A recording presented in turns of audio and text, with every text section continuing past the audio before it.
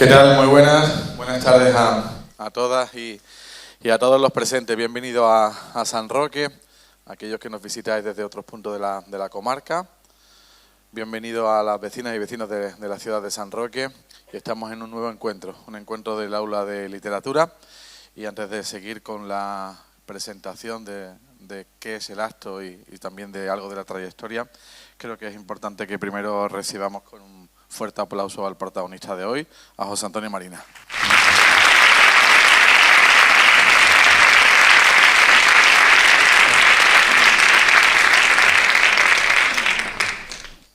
Bien, decía que tenemos el inicio de una nueva aula de literatura, José Cadalso. Va a ser en este caso la última de la programación de este año 2025.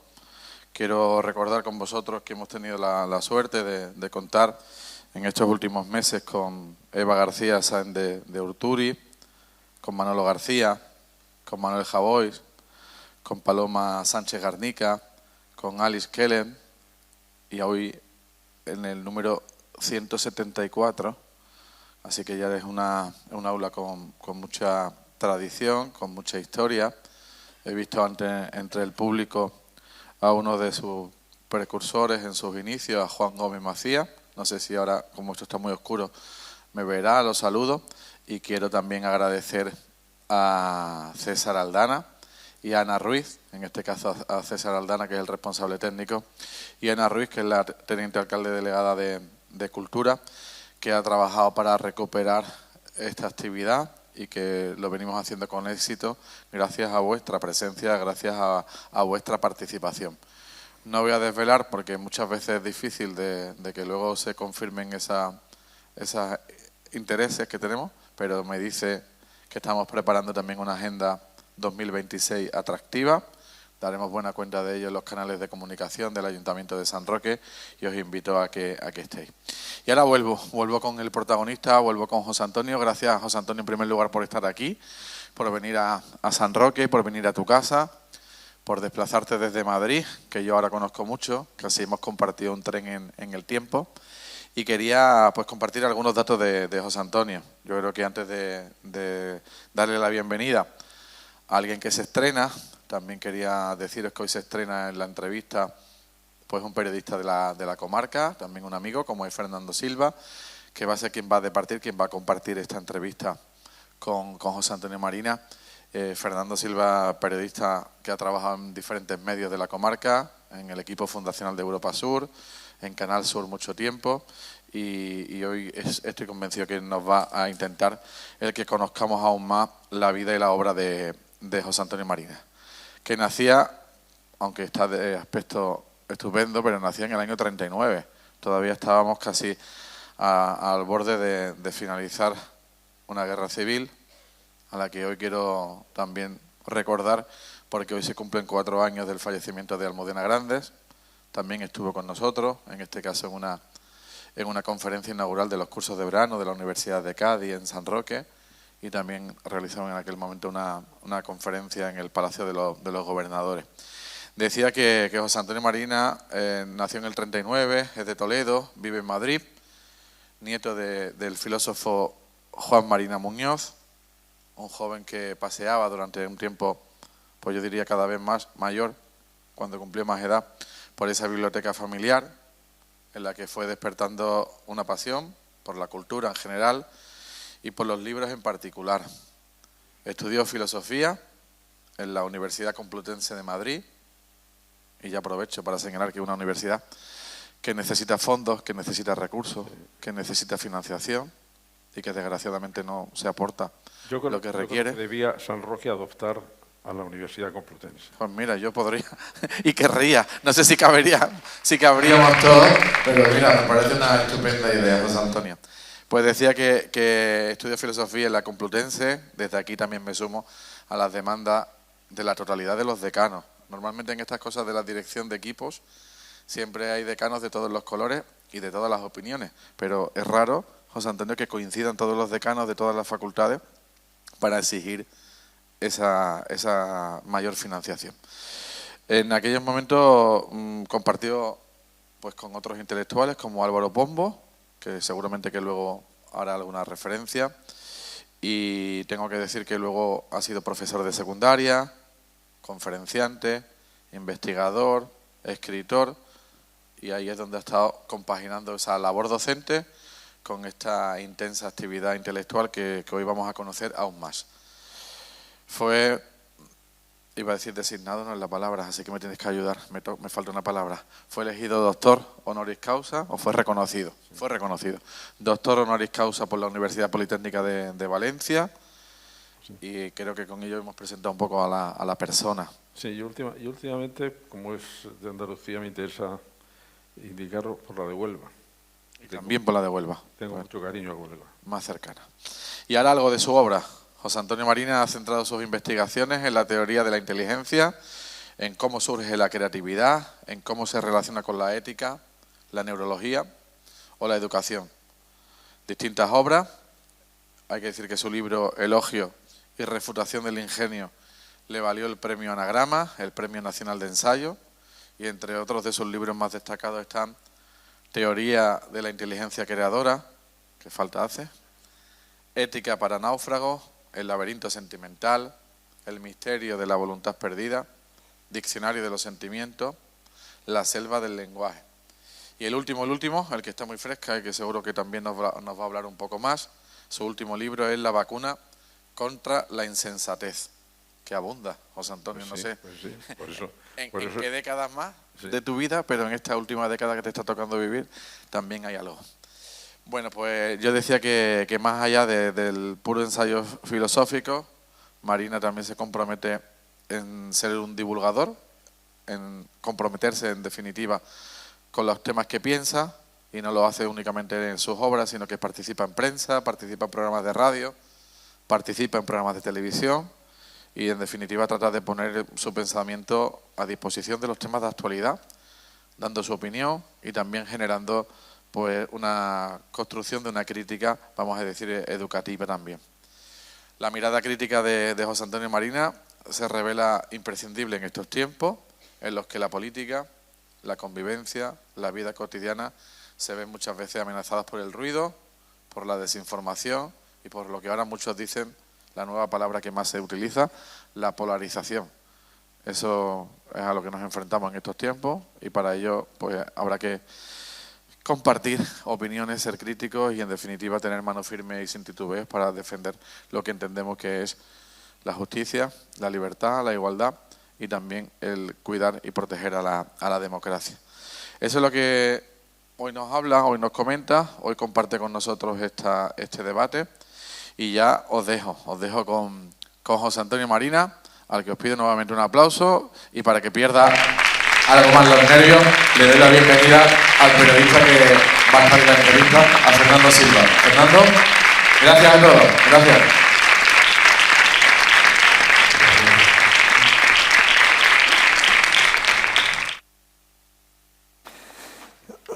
Bien, queda dicho.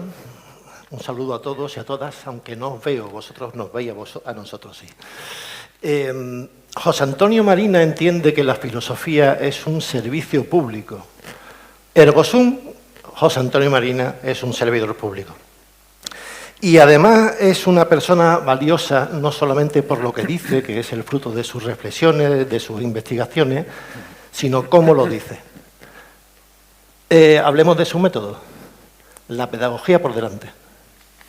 Sí, bueno, Fernando, antes, aparte de agradecer al alcalde, a la concejala de Educación, a todo el ayuntamiento, la invitación, hacía mucho tiempo que no venía a San Roque porque participé en varios cursos del inolvidable Carlos Castilla del Pino, pero me ha hecho mucha ilusión volver.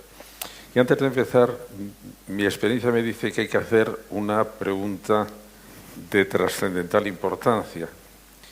¿Se me oye bien? Entonces continuamos. Perfecto. Sí, mira, yo intenté a todo lo largo de mi vida investigadora, me ha preocupado dos cosas. Primero, ver si podía llegar a fundamentar algunas ideas claras sobre la inteligencia, pero luego intentar que esas ideas llegaran al público. con lo cual mi modo de trabajo era estudiar un tema como si fuera a hacer una tesis doctoral y una vez que ya tuviera las ideas claras, decidir no voy a hacer una tesis doctoral, voy a explicarla a personas que no tienen una formación expresa en este tema, porque eso te obliga a aclarar mucho las ideas, y luego utilizando todos los recursos literarios, poéticos, de intriga, de que sea capaz para hacer que el lector se sienta interesado, comprometido. Por eso yo he dicho muchas veces que yo en el fondo no soy un filósofo, yo soy un detective a sueldo del lector. De manera que el lector, al comprar los libros, me paga para que yo siga investigando. Y eso es para mí una ocupación maravillosa. ¿Y qué papel juega el humor? Bueno, el humor es uno de los grandes recursos. Yo cuando escribo pienso mucho en el lector. Y si veo que ha habido unas páginas excesivamente densas, digo, este es el momento de hacer un quiebro y de animarle a seguir. Porque el humor me parece una de las grandes creaciones de la inteligencia. Y me interesa mucho como de hecho el primer libro que escribí, el libro sobre el ingenio, una parte del ingenio era el humor, que es una cosa mucho más fina, Fernando, que la comicidad. Te voy a poner un ejemplo. Freud, que era muy listo, cuando era joven escribió un libro que era sobre la comicidad y el inconsciente, y que decía que la comicidad era agresiva, porque intentaba poner en ridículo a otra persona. En España tenemos el humor negro. El humor negro es realmente muy, muy salvaje. Ramón Gómez de la Serra, por ejemplo, llega un momento en que dice: al amputado de los dos brazos le dejaron en chaleco para toda la vida. No, hay que tener mucho. O nos da risa el que tropiece una persona y se caiga. Pero cuando era ya muy viejecito, escribe una cosa muy cortita sobre el humor. Y dice, no, el humor no es como la comicidad, porque el humor puede manifestar una especie de ternura. Es una manera de decir, en fin, muchas veces vamos desobrados por la vida y, bueno, debemos un poco aplacar los ánimos. Y ponía un ejemplo. Este es de Freud. Un condenado a muerte, camino del patíbulo, le pregunta al guardia que le conduce: oiga, ¿podría usted decirme qué día de la semana es? Y el guardia le dice: es lunes. Y el condenado dice: pues sí que empiezo bien la semana. Bueno, eso decía para Freud, eso es el humor, porque en el fondo estás casi compadeciéndote de la persona que tiene esa salida así. Y en este último libro he utilizado muchas cosas de un gran humorista, que es el Roto, porque me parece que es que clava las cosas, vamos, con una perfección. Por ejemplo, cuando dice: yo busco mucha información para fundamentar mis prejuicios. Dices, bueno, claro, está diciendo una cosa realmente contradictoria, pero ¿qué es lo que está haciendo mucha gente? Sí, yo creo que el humor tiene una capacidad de percibir las cosas muy aguda y de comunicarlas con soltura y con gracia. Y la receta se completa para quien piensa en todo lo que nos rodea y en cómo somos, en la paciencia del horticultor, ¿no? Sí, pero vamos a ver. Yo me doy cuenta de que vivimos en momentos muy críticos, en que se nos están yendo muchas cosas de las manos que creíamos que estaban consolidadas, que por ejemplo el más del 30% de jóvenes europeos, también los españoles, confiesen que no les importaría vivir en un régimen político autoritario con tal de que les aseguraran su bienestar político, y que estamos sufriendo una aceleración del mundo con las nuevas tecnologías que nos están planteando muchísimos problemas. Muchísimos problemas, por ejemplo, educativos. En este momento no sabemos muy bien qué acomodo debe tener en la escuela normal la inteligencia artificial, que es una tecnología maravillosa a la cual he tenido la suerte de asistir desde que tenía 17 años, porque un profesor de matemáticas me lo explicó y ya lo he seguido, que tiene una capacidad extraordinaria, pero que va tan sumamente rápido que no acabamos muy bien de calibrar lo que podemos hacer con ello. Nadie pensaba que el GPT, este generador de lenguajes naturales, iba a venir tan pronto. Lo esperábamos para el año 30, el año 30 y tantos, y ha venido con una rapidez que nos coge de improviso. Es como si cuando se inventó el automóvil y el motor de explosión para el automóvil, no hubiera salido el modelo T de Ford, hubiera salido un Ferrari. Pues entonces hubiera sido absolutamente demoledor. Es decir, ¿qué hacemos con un coche que va a esta velocidad y que tiene esta potencia? Con la inteligencia artificial ha pasado lo mismo. Es tan sumamente potente que en este momento debemos pensar seriamente qué es lo que vamos a hacer, porque yo creo que tenemos un plazo, yo creo que de 5 años, pero a lo mejor es menos, para tomar la decisión de si vamos a ir hacia un mundo montado en la ciencia y la tecnología solo, o un mundo en que aproveche la ciencia y la tecnología, pero dentro de un marco humanista y ético más potente. En este momento, ciencia y tecnología van ganando y, por tanto, tenemos de alguna forma que rearmar la otra vertiente para evitar tomar decisiones que después nos arrepintamos de ellas. Usted ya hablaba hace 20 años de la credulidad bobalicona, de la estupidez, en un libro que se llamaba La inteligencia fracasada. ¿Estudiar la estupidez es tan necesario como estudiar la inteligencia? Sí. Sí, por una razón. Porque la insensatez, que es tomar decisiones que sabemos muchas veces que son equivocadas, tomarlas con poca información, tomarla dejándonos llevar por sesgos cognitivos o por sesgos afectivos que hacen que nos equivoquemos y además previsiblemente, pues es una situación en la que podemos literalmente caer todos.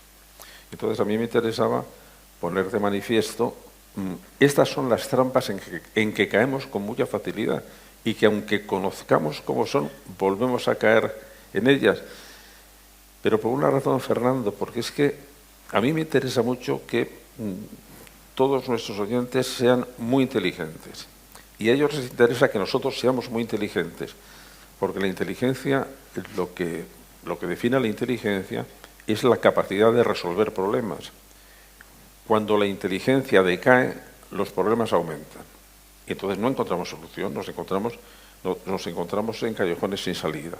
Entonces lo que necesitamos es aumentar la inteligencia individual y la inteligencia colectiva, la inteligencia social, para decir, somos capaces de enfrentarnos con problemas. Yo creo, por ejemplo, que todo el sistema educativo, desde todas las edades, desde primaria, debía enfocarse precisamente a desarrollar esta capacidad en nuestros alumnos, la capacidad de resolver problemas. ¿Qué problemas? Todos. Por supuesto, los problemas de matemáticas, de física, de ciencias, sí, pero los problemas personales, los problemas sociales, los problemas suyos íntimos que tienen, porque todos estamos siempre enfrentados a muchos problemas que no sabemos muy bien cómo resolverlos. Antes de este libro que estábamos comentando, escribí un libro para adolescentes que se llama El Club de los Buscadores de Soluciones. Y empezaba con un caso que poco después volvió otra vez a suceder. Es en un colegio, en un instituto de segunda enseñanza, un alumno se suicida porque está sometido a acoso por sus pares. Le llamé Joaquín porque me acordaba del primer caso de suicidio de un adolescente que trascendió, que fue un chico de Hondarribia que se suicidó. Entonces, en este libro para adolescentes, lo que cuento es que a los 15 días de haber sucedido este suicidio, la profesora de matemáticas para la clase y dice: durante un mes no vamos a estudiar cómo resolver problemas matemáticos, vamos a estudiar cómo resolver problemas a secas, todo tipo de problemas. ¿Por qué? Porque los problemas, los que tenemos personales, por ejemplo, no se resuelven solo con el aspecto cognitivo, yo sé cómo se resuelven, sino que tiene un aspecto afectivo muy fuerte. Muchas veces es: yo sé cómo se resuelven, pero no me atrevo a hacerlo. Entonces, esa especie de aprendizaje de resolución de problemas tiene dos grandes patas.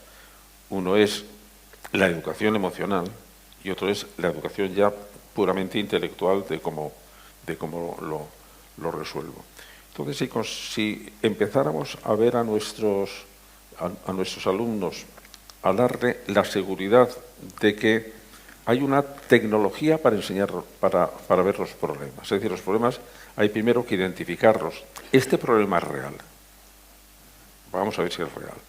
Entonces, si es real, al verlo, ver si lo podemos descomponer en problemas de menor envergadura. Vamos a ver cómo afecta a nuestras emociones, que es de lo que trata la vacuna contra la insensatez, de manera que las emociones no acaben por confundirnos. Y luego ver exactamente si las soluciones eran verdaderas soluciones o eran pseudosoluciones. A mis alumnos más pequeños, Fernando, les ponía como ejemplo, les ponía dos ejemplos. Uno de un supuesto embajador americano que en un congreso decía muy indignado: vamos a ver, no entiendo cómo los europeos están tan preocupados por el enfrentamiento entre judíos y palestinos, si es un problema que se puede arreglar con muchísima facilidad. Basta con que todos se comporten como buenos cristianos. Sí, el problema está que ni los judíos son cristianos ni los palestinos son cristianos, de manera que era una utopía solucionadora que no valía para nada. Y el otro, que les hacía muchas gracias, sobre todo a los niños más pequeños, en los años 50 hubo en China una plaga de ratas que se comían las cosechas de arroz. Entonces, en algún despacho de algún ministerio, que yo con mala intención digo, debía ser el mismo despacho donde se hacen las leyes educativas españolas, porque tiene ciertas... Bueno, se les ocurrió una solución fantástica.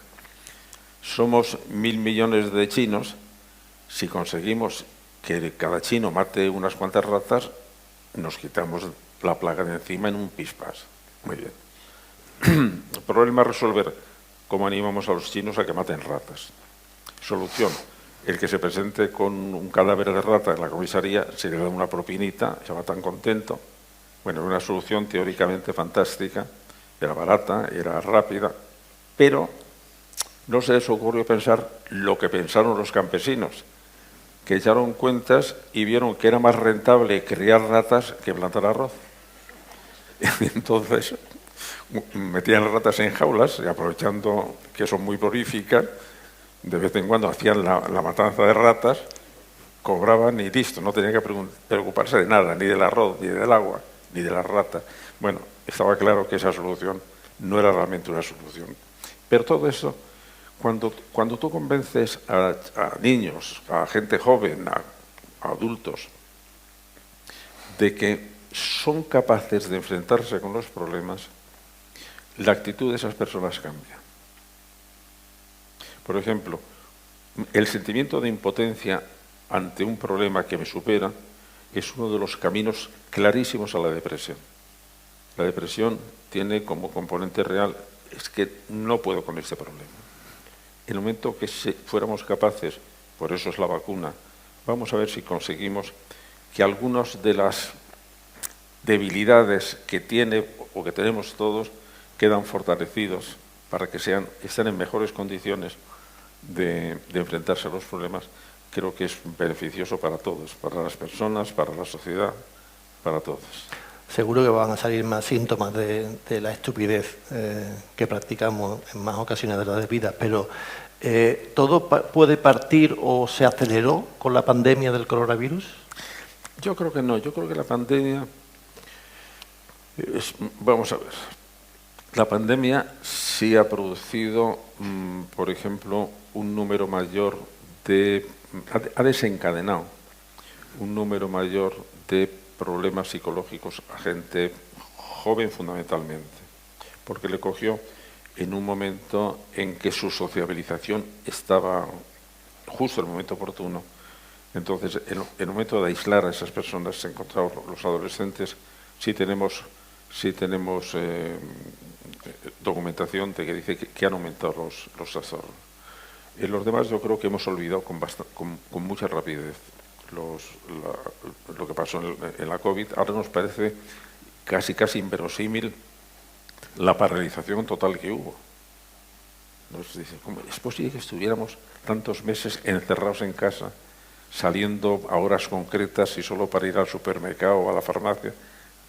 Tenemos todos, yo creo, una idea un poco de irrealidad de aquel enorme paréntesis en nuestras vidas. A los adolescentes sí tenemos constancia de que les complicó ese momento de inserción en la sociedad. Y al sistema educativo también, pero si somos inteligentes, Fernando, una de las muestras de inteligencia no es no equivocarse, es, puesto que te vas a equivocar, intenta sacar enseñanza de las equivocaciones.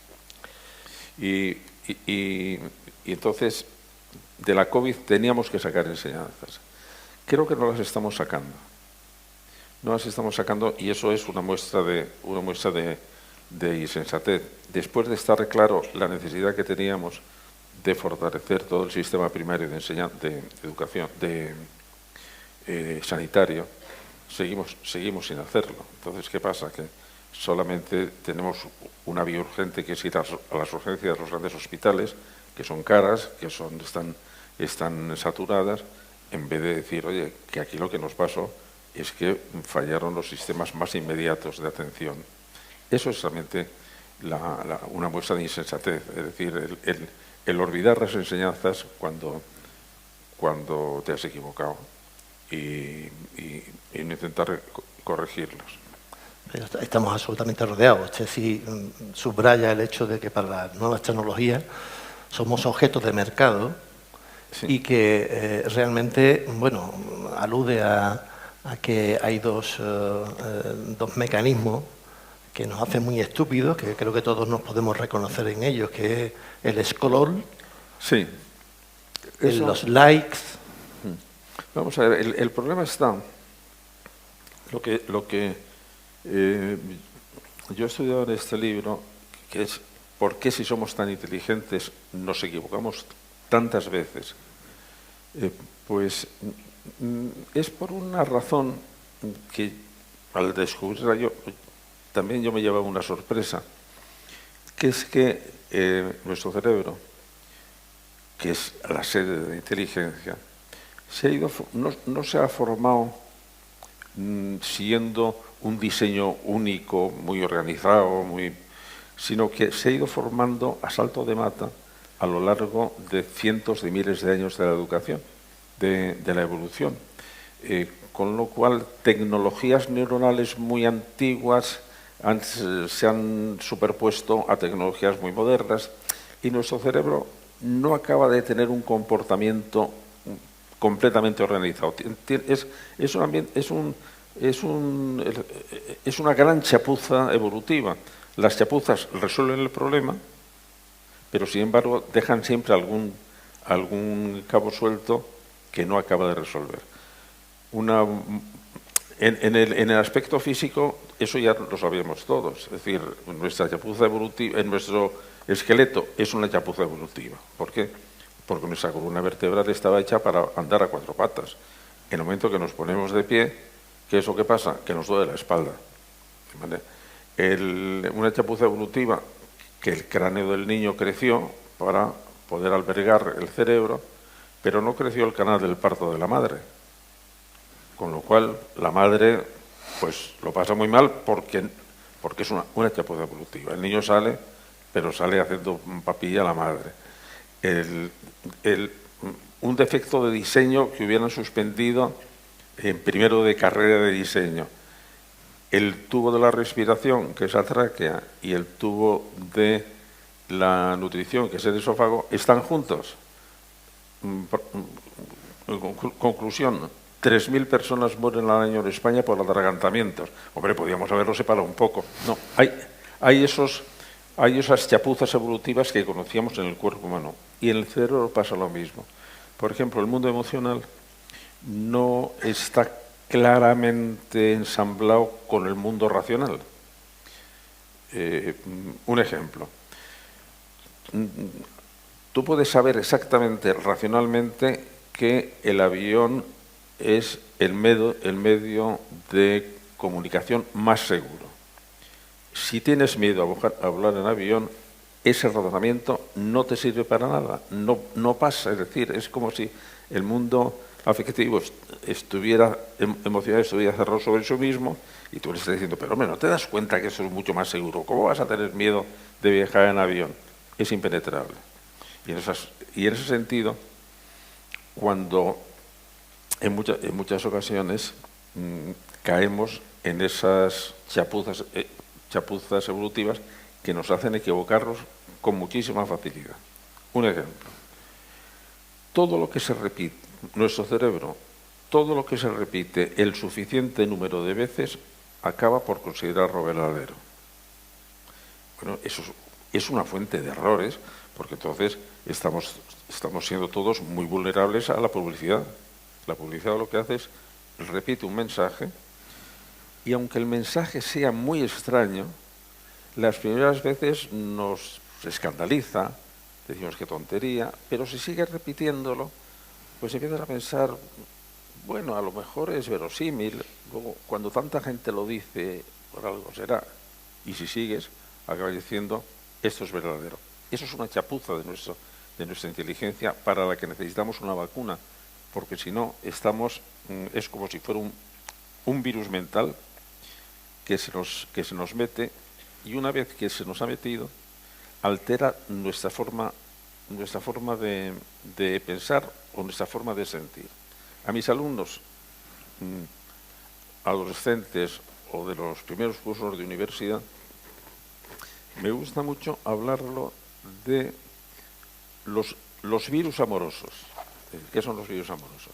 Sí, los virus amorosos son creencias que parece que están hablando realmente del amor, y una vez que te los has tragado, te das cuenta que son bombas de explosión retardada.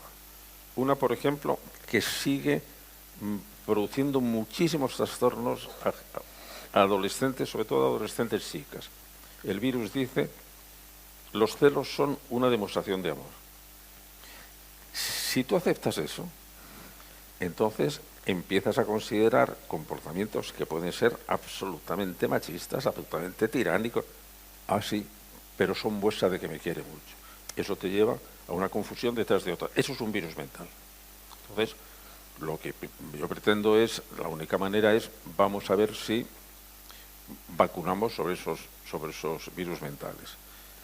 Los virus mentales, por seguir con este tema que todo el mundo lo comprende muy bien, los virus mentales del amor romántico.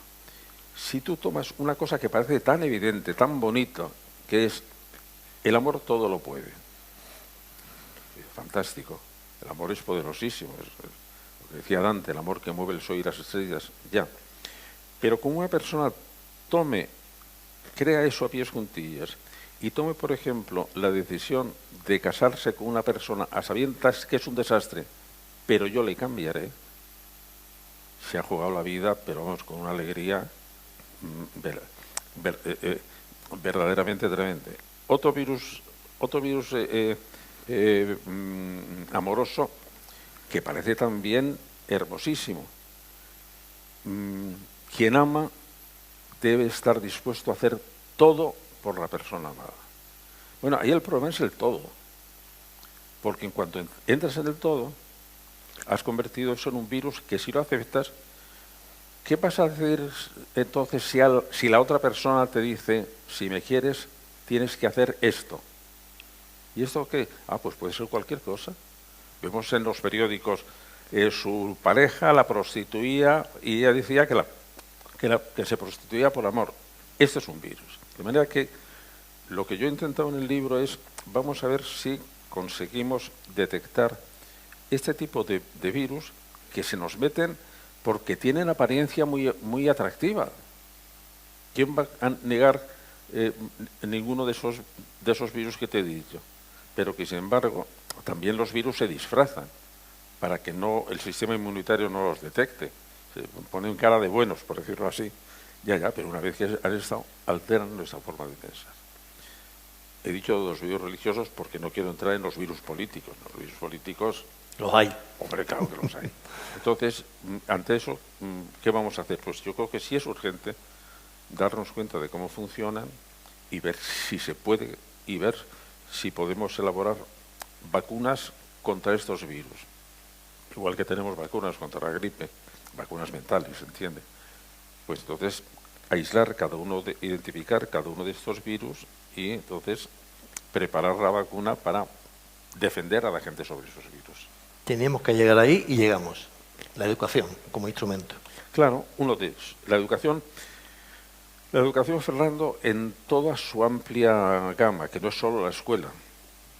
Es la escuela, es las familias, es cuando yo fundé la Universidad de Padres, decía que el equipo pedagógico básico para un niño es, por supuesto, la familia, la escuela, pero también, por ejemplo, los pediatras que están alrededor. Los pediatras son una vía de educación en que las familias se fían mucho.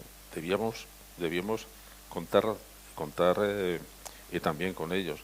Y además transmitir a toda la ciudadanía de que todo el mundo, quiera o no quiera, está educando.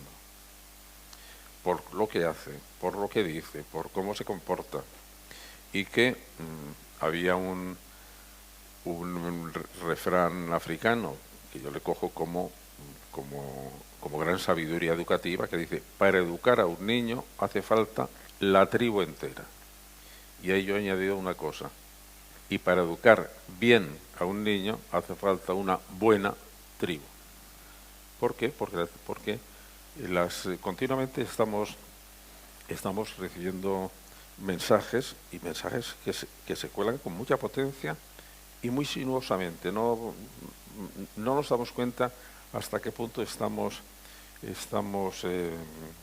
digiriendo continuamente cosas que están en el entorno y que hace. Yo ahora estoy, por ejemplo, trabajando en una aplicación de este libro, puesto que lo que me interesa es hacer un servicio público, es decir, vamos a ver si esto funciona. Hay un problema que en este momento preocupa en todo el mundo, es el problema de las adicciones. Vamos a ver, si descubrimos cuál es el mecanismo que lleva a la gente a las conductas de dependencia, a lo mejor sí podemos elaborar una vacuna que proteja contra esas conductas. Por una razón, en un ambiente donde, por ejemplo, cunda la droga o cunda el alcohol, no todos los que están en ese ambiente se hacen drogadictos o se hacen alcohólicos. ¿Qué les protege? Es decir, a las personas que, aun estando en un ambiente peligroso, no cometen esta insensatez, ¿qué les ha protegido? Porque si conseguimos saber cuáles son esos mecanismos, sí los podemos generalizar a través, digamos, por seguir con la metáfora, de centros de vacunación, que pueden ser las escuelas, o que pueden ser los medios de comunicación, o que pueden ser instituciones.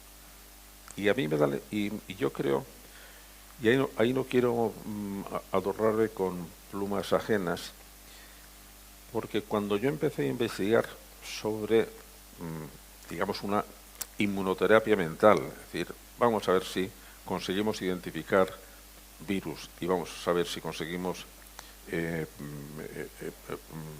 elaborar vacunas, fue porque hace, pero ya por lo menos 15 años, leí una entrevista muy interesante que hacía un gran psicólogo, Martin Seligman, que fue presidente de la Asociación Americana de Psicología, a Jonas Salk, que era el inventor de la vacuna contra la poliomielitis. Y Salk, que ya era muy viejo, dijo una cosa que me llamó la atención. Dijo, bueno, si yo ahora fuera un investigador joven, seguiría dedicándome a la inmunoterapia, pero a la inmunoterapia mental. Y Seligman le dijo, ¿y con eso qué quiere decir?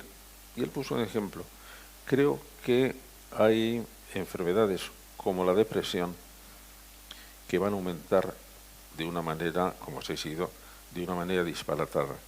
Bueno, yo intentaría ver si había alguna vacuna mental que protegiera a la gente desde muy joven contra la depresión. Salk murió, no lo puede hacer, pero Seligman cogió este mensaje. Él es un gran especialista en depresión, y entonces intentó hacer un programa que él mismo llamó de vacunación contra la depresión, que él lo imparte a gente muy joven, 14, 15, 16 años, en la Universidad de Pensilvania, que es donde está, y con buen éxito. Y me dijo, bueno, si esto lo tenemos para un problema que parece tan enrevesado como el de la depresión, yo creo que podemos ampliarlo a más cosas. Y a mí me parece que es una línea de investigación muy prometedora y que además podemos ver los efectos próximos. Y por eso es por lo que me interesaría que la tesis de este libro es que sí podemos hacerlo, pues se difundiera lo más posible para atraer a más investigadores e introducir cosas que son muy elementares de introducir en nuestros sistemas educativos. Y en esa necesidad de conocernos, de educarnos mejor, usted fue autor del Manual de Educación para la Ciudadanía.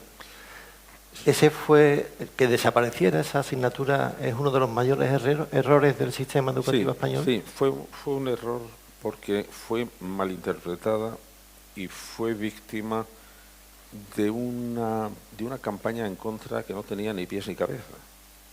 Porque la historia es la siguiente. En el año 2000 se reúnen en Lisboa los jefes de Estado y Gobierno de toda la Unión Europea para ver, primero, qué tipo de Europa queríamos hacer. Entonces se llega a la conclusión de que el proyecto específicamente europeo, que es grandioso, que por eso es tan irritante, que ahora la gente empieza a decir, esto de Europa no funciona. El proyecto europeo era tener una sociedad tecnológicamente avanzada, económicamente potente, pero que tenga una gran preocupación social. Que es, digamos, diferente al modelo americano. El modelo americano es tener una sociedad potente científica y tecnológicamente, potente económicamente, pero el asunto de la seguridad social se queda en manos privadas. No, ahí el Estado no tiene que intervenir. Entonces, hay que el proyecto europeo es un proyecto muy potente.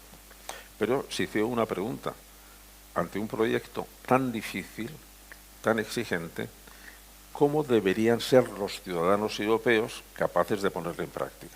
Y entonces ahí desembocaban en el tema de la educación. Y empezaron entonces a ver cuáles eran las competencias que se debían transmitir a través de la educación. Y había algunas competencias que eran competencias, las habituales, literaria, matemática, tecnológica, científica, pero había tres un poco especiales. Uno había que fomentar la capacidad de emprender, porque se consideraba que, al compararlo con América, la sociedad europea es mucho menos emprendedora, que había, por lo tanto, que crear un ambiente o una vocación de emprendimiento desde pequeño. La segunda, la competencia de aprender a aprender. Es decir, en un mundo que va a cambiar muy rápidamente, vamos a tener que aprender con mucha rapidez y a lo largo de toda la vida, y hay que desarrollar esta capacidad. Y la tercera era la competencia ciudadana. Es cómo debe ser el sujeto político para poder hacer todas esas cosas. Y tenía como subtítulo la competencia ciudadana, educación para la ciudadanía y para los derechos fundamentales. De manera que estaba centrado en ver cómo la urdimbre de las grandes sociedades está en que tengan un sistema de derechos potente, igualitario y, como antes comentábamos, que cumpla lo que decía la Constitución de 1812, la Constitución de Cádiz, que la función de la política es hacer feliz al ciudadano. Bueno, pues para eso necesitamos que el ciudadano sepa hacerlo y que tenga una estructura jurídica de derechos fundamentales. Se mezclaron las cosas. Ahí la Iglesia tuvo una postura muy torpe porque confundió. Pensaba que lo que queríamos es qué sé yo, pues que todo el mundo se hiciera homosexual. Yo no sé qué pensaban, pero cuando lo que pensaba era que hay que ver cómo hay que desarrollar la inteligencia política del ciudadano. ¿Por qué? Porque si no le van a manipular. ¿Qué está pasando ahora? Como ejemplo muy triste en Estados Unidos. Pues que en este momento ha llegado a la presidencia de Estados Unidos un genio, pero genio de la manipulación. Y que entonces todo lo que yo he explicado en este libro se puede ver cómo Trump lo pone en práctica, pero con una habilidad absolutamente pasmosa. Por ejemplo, uno de los sesgos cognitivos son estas trampas evolutivas que caemos todos. Uno de estos sesgos evolutivos se llama sesgo de anclaje, que es cuando empezamos una negociación o cuando empezamos un debate,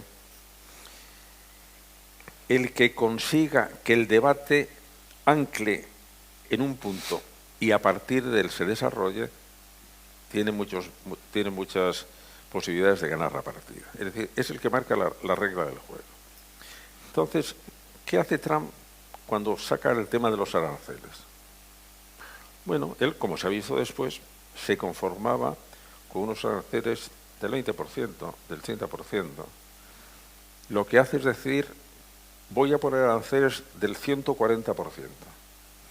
Eso es, la discusión va a empezar en 140%.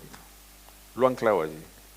Entonces, toda la discusión es a ver cómo consigue las acciones que no sea tanto. Cuando llegan al 30%, Trump dice, sí, acepto el 30%. Las naciones que hubieran peleado porque no fuera el 30%, ahora tienen un suspiro de alivio y dicen, menos mal, qué bueno es Trump que hemos rebajado, y qué buenos somos nosotros negociando que lo hemos bajado hasta el 30%. Bueno, es que son cosas del libro, pero caemos una y otra vez porque no estamos lo suficientemente avisados en estas trampas que nos causa nuestro cerebro. Usted dice casi al final del libro que tal como hacía la reflexión, le estaban entrando ganas de analizar mucho el poder, pero que ya iba a parar porque si no, no había manera de terminar el libro. ¿Qué es el poder? ¿Quién lo ejerce? Vamos a ver. Todos estamos... Una de esas chapuzas evolutivas es que todos influimos y somos influidos. Es decir, todos vivimos en una relación de influencias mutuas. Eso es una cosa en la que estamos todos. Pero esa influencia mutua en algunas personas se convierte en el deseo expreso de que no sea multidireccional, que sea unidireccional. Yo quiero influir y controlar el comportamiento de esa persona. Y entonces, bueno, pues pues ya se diferencian dos cosas, es la figura del poderoso y la figura del súbdito. El problema está en que con mucha facilidad hay mucha gente que encuentra como solución a su problema el someterse al poder. De manera que entonces son, lo que decían los clásicos, son siervos felices, ¿no? Que me arreglen el problema y entonces yo me someto a lo que sea. Entonces el poder tiene, bueno, lo que intenta hacer es, voy a ver si persuado a la gente de que yo les voy a resolver el problema. Una cosa del roto que yo pongo en el libro, el político que llega y lo que dice es: vengo a darles a ustedes la solución a los problemas que yo les he creado. Y dice, bueno, pues eso me suena. Es decir, el hecho de que nosotros en todas las encuestas que hace el CIS aparezca que los políticos no son los solucionadores de problemas, sino que son uno de los problemas, es decir, esto es una muestra de insensatez, el que aceptemos eso, el que aceptemos una cosa muy seria, que eso sí me gustaría, Fernando, si no te importa, dedicar 2 minutos, porque sí me gustaría que esta idea nuestros oyentes se la llevaran a casa. Respecto de la política. Empezaré con una cosa del roto. Dice: para conseguir que la gente esté dispuesta a vivir en el infierno, solo hay que convencerlas de que no hay otro lugar. Bueno, para que la gente aguante las tropelías que estamos viendo en política, solo hay que convencerla que esto es la política. Y en el momento que eso lo aceptas, ya aceptas todo lo que venga a continuación. Vamos a ver. La política tiene que encargarse de resolver problemas. La política se encarga de ver cómo organizamos la vida en la polis, que es la ciudad. Y los habitantes de la polis siempre vamos a tener enfrentamientos por muchísimas cosas, porque pensamos de manera distinta, o unas veces porque todos queremos lo mismo y para todos, otras veces porque queremos cosas distintas y no nos ponemos de acuerdo. Estamos enfrentados. Pero este enfrentamiento inevitable lo podemos formular en 2 formatos distintos. Y eso sí me gustaría que se lo llevaran a casa. Uno es el formato conflicto. En el formato conflicto es: tú eres mi enemigo y voy a ver si te destruyo. Así, sin más. Porque lo que quiero es la victoria. Bueno, pero hay otro formato, que es el formato problema. Es decir, no, si tú no eres mi enemigo, tú y yo tenemos un enemigo, el problema. Vamos a ver si podemos con nuestro enemigo común, que es el problema. Yo por edad, ya tenía edad de estar en vida pública durante la época de la transición. Cuando murió Franco, la alternativa que se presentaba y la que temíamos todos y que teníamos que resolver es: ¿vamos a plantear esto en formato conflicto? ¿O vamos a tener la suficiente inteligencia en plantearlo en formato problema? Afortunadamente decidimos plantearlo en formato problema. Y una vez que ya una cosa lo planteas como problema, ya empiezas a elaborarlo intelectualmente para buscar la solución. Y en la solución las soluciones tienen que ser que todas las pretensiones legítimas de alguna manera queden resueltas, queden aceptadas. Es decir, que se tiene que producir un ajustamiento entre posturas que pueden ser distintas. Bueno, fíjense lo parecido que es la palabra ajustar a la palabra justicia. Hombre, yo tengo justicia cuando he conseguido ajustar bien todas las pretensiones que son legítimas. La transición salió con muchísimos defectos porque era una situación muy complicada, pero resolvimos el problema. Por eso cuando ahora la gente piensa, no, aquello vaya un desastre, no. Aquello había que vivirlo y darse cuenta que estuvimos muy cerca de plantearlo otra vez como conflicto.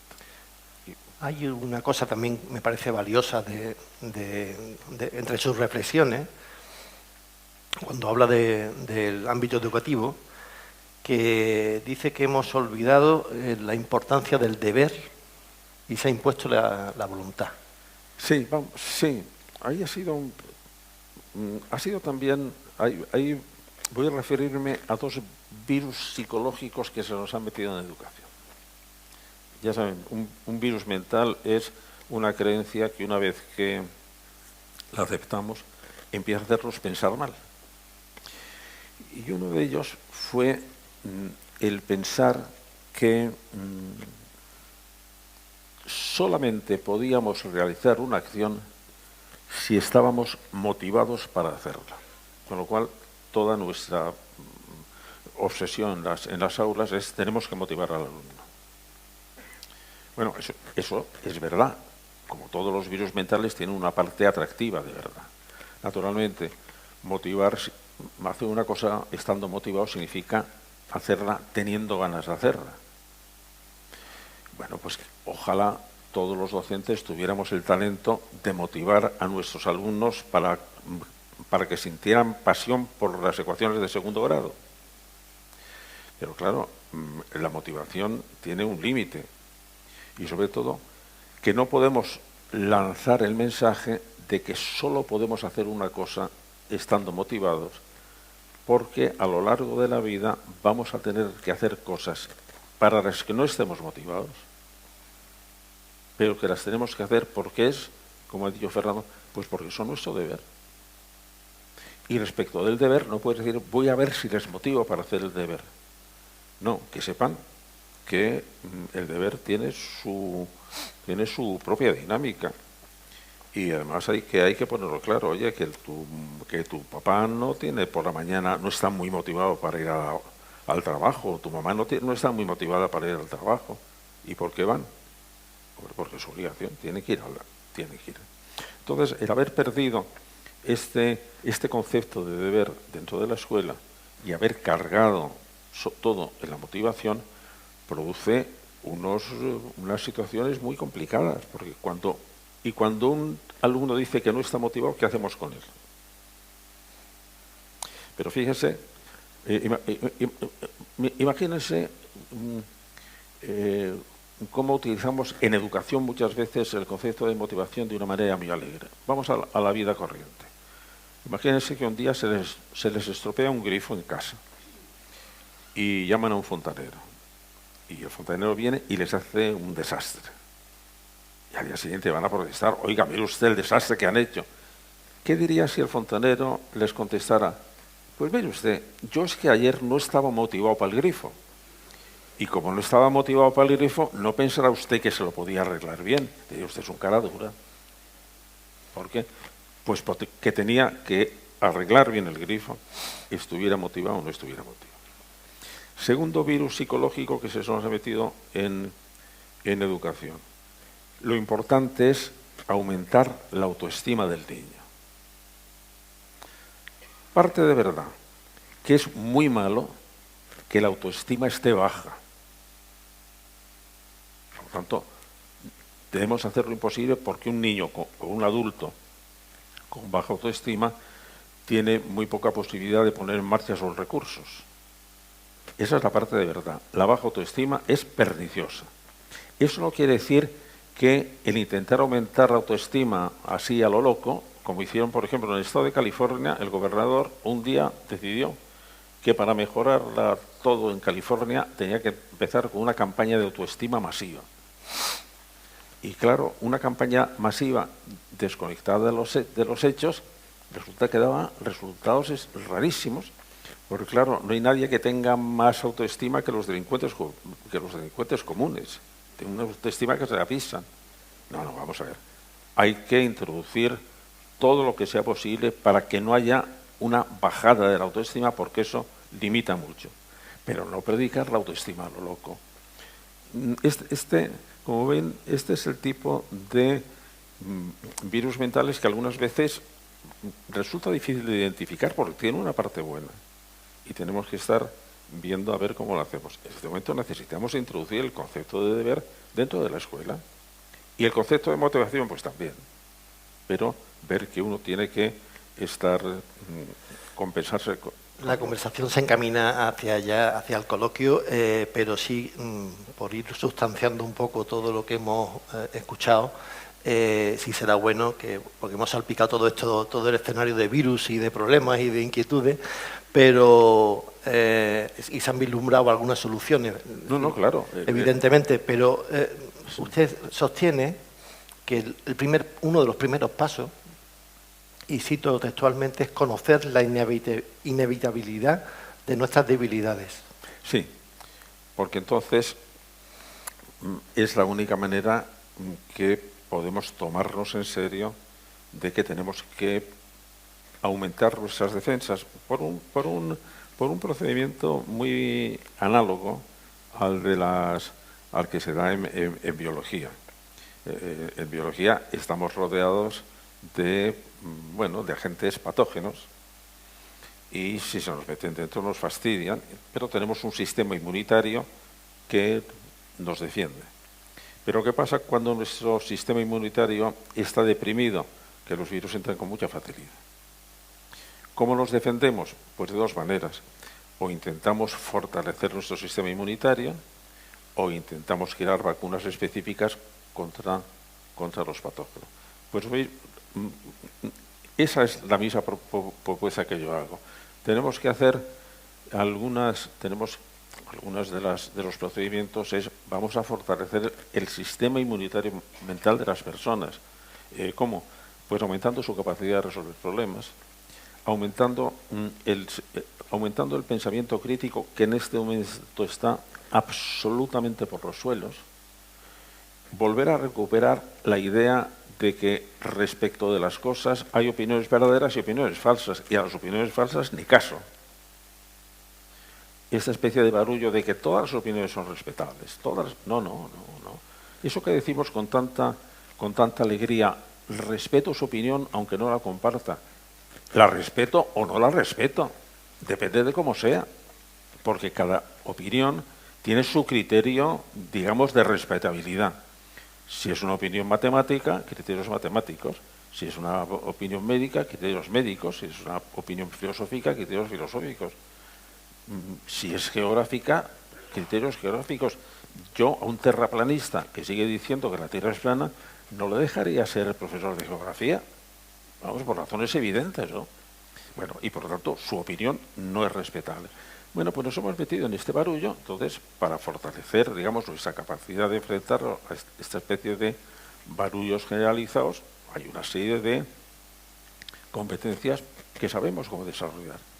Y luego, para los virus concretos, como los que he dicho, aquí os he puesto de ejemplo, los virus amorosos, los virus educativos, los virus de la política, entonces, eso es ya explicar qué son estos virus y decir, hombre, no te dejes engañar con tanta facilidad. Y entonces, al poner de manifiesto cómo funcionan, mi esperanza es que nos hagamos en ese sentido más perspicaces, porque muchos de estas equivocaciones funcionan de la misma manera que funcionan los trucos de los ilusionistas en un escenario. Vamos a ver, ¿qué hace un ilusionista que quiere convencerme de que de repente va a partir por la mitad a una señorita a la que he metido en una caja? Bueno, lo primero que hace, y esa es una habilidad, es que lleva tu atención a donde él quiere llevarla. Y ese es su arte. ¿Para qué? Para que no prestes atención al sitio donde va a ejercer el truco. Bueno, pues esto lo estamos viendo no solo en los tribunales, no solo en los espectáculos de magia, lo estamos viendo siempre. Por ejemplo, cada vez que vean ustedes un anuncio que diga, y solo quedan 10, diga, no lo compro. No, porque me está engañando, me está diciendo metiendo prisa.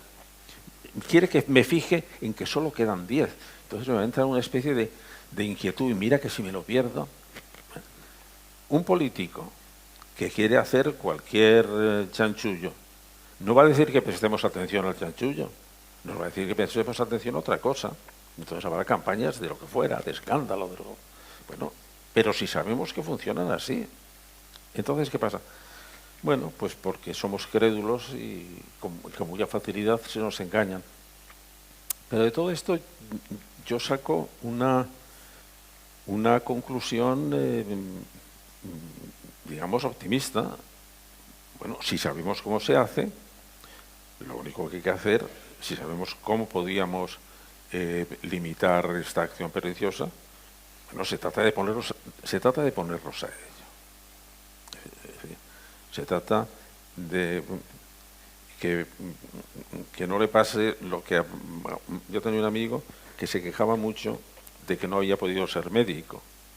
Pero bueno, claro, es que mi vida ha sido un desastre porque no he podido ser médico. Y un día le pregunté, oye, pero vamos a ver, tú hiciste el bachillerato de letras, ¿no? Sí. ¿Tú intentaste alguna vez ser médico? No. Y entonces, ¿por qué de repente consideras que tu vida es frustrada porque no conseguiste ser médico? Pero si no lo intentaste.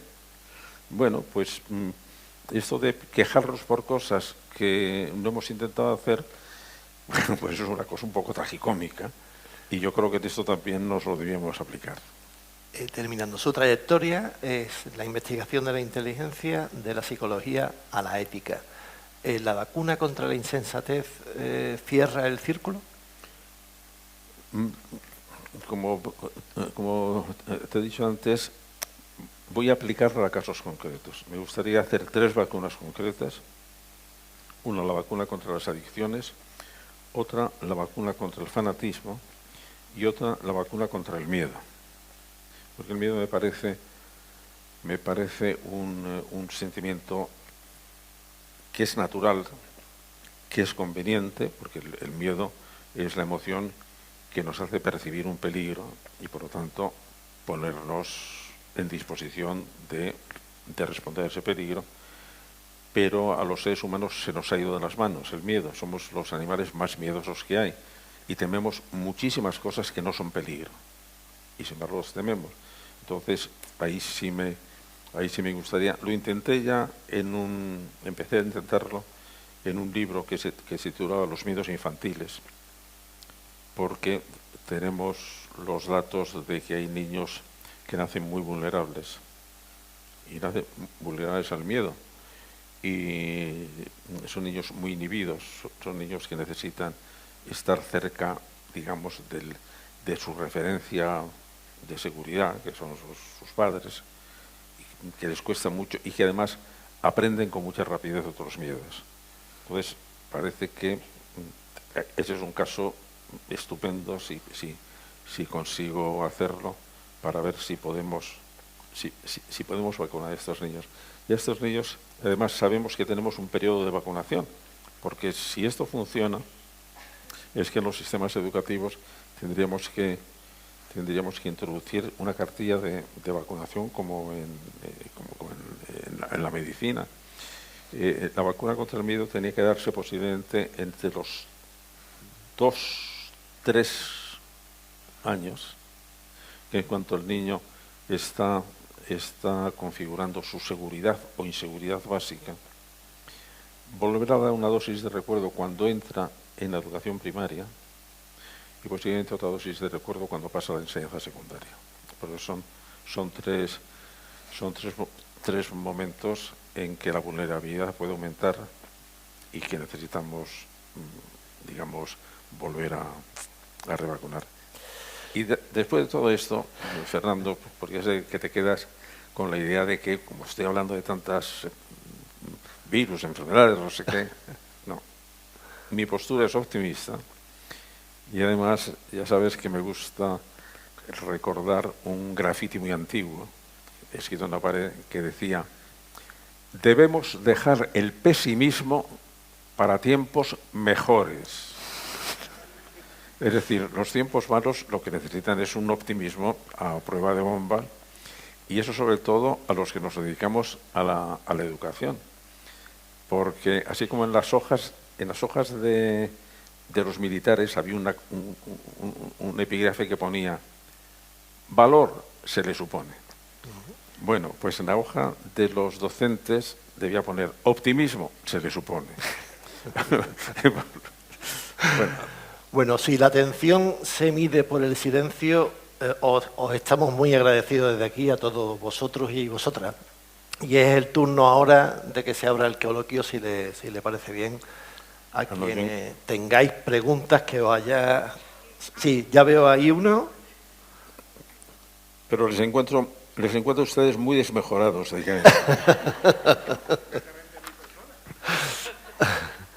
Te van a acercar un micrófono ahora mismo, un segundo. Está bajando, sí.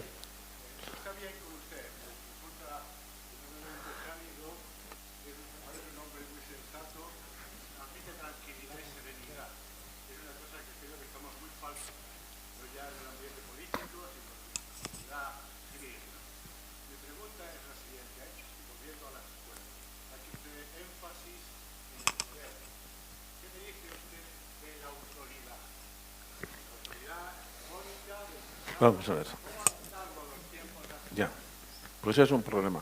Es un problema tan serio que, por si tienes curiosidad, hace unos años lo dediqué a un libro entero que se titula La recuperación de la autoridad.